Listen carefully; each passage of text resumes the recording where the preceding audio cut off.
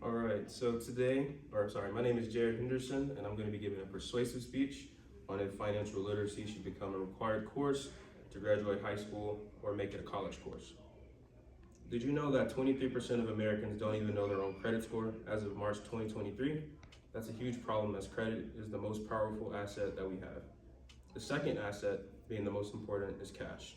If you want to buy a car, you need credit to finance your vehicle unless you have 50 to 100K in cash, which average Americans don't. The same thing goes for buying a home. So credit is very necessary financially. Some people have no knowledge of financial literacy. Today I want to discuss the lack of financial knowledge in the world, specifically in the United States.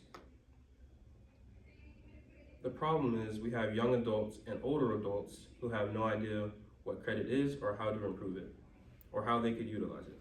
A statistic I found troubling is that in California, only 27% of students go to a school that offers a personal finance class.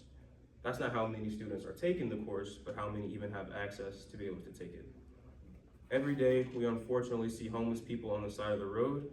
I believe that a lot of them are there not because of life choices, but because they were never taught how to manage their money.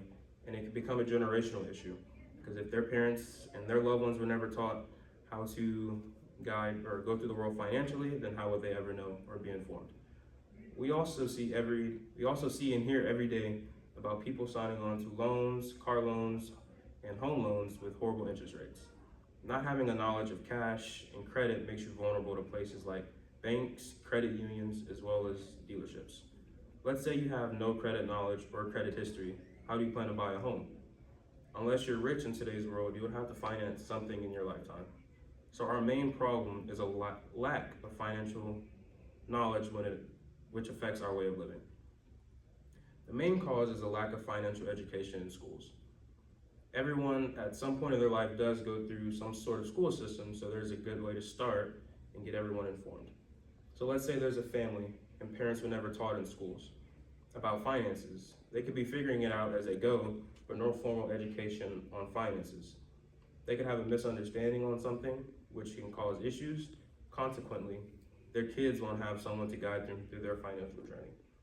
So now a problem exists generationally. It's almost like every other skill a human could possess. If you aren't taught properly, how are you going to learn and see results? The lack of education and bad loan terms, not being able to get an apartment or buy a home. We also must consider money management. For example, it's a rule of thumb that your car payment should only take up 10% of your take-home salary. You might ask, what does that have to do with anything?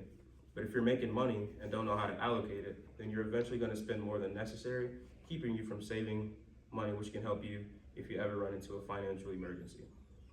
Without teaching how to save money, we leave out a big part of being financially stable. So the main problem of not having financial education taught in schools causes a lot more issues than we think. Issues like bad loan terms, the inability to buy a home or rent an apartment, and the lack of being able to save money. How can we solve this? We can solve this by adding a mandatory course to high school in order to graduate.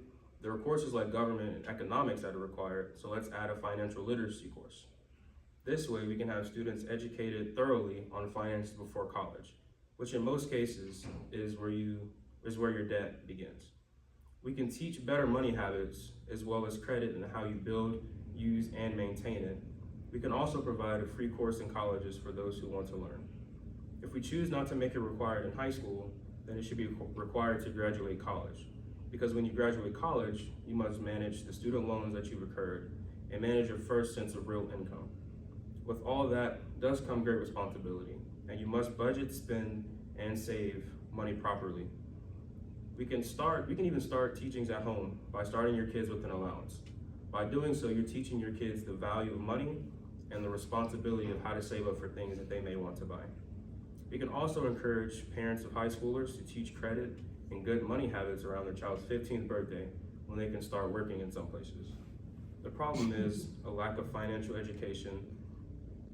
The cause is the lack of financial education. The cause is the lack of opportunity.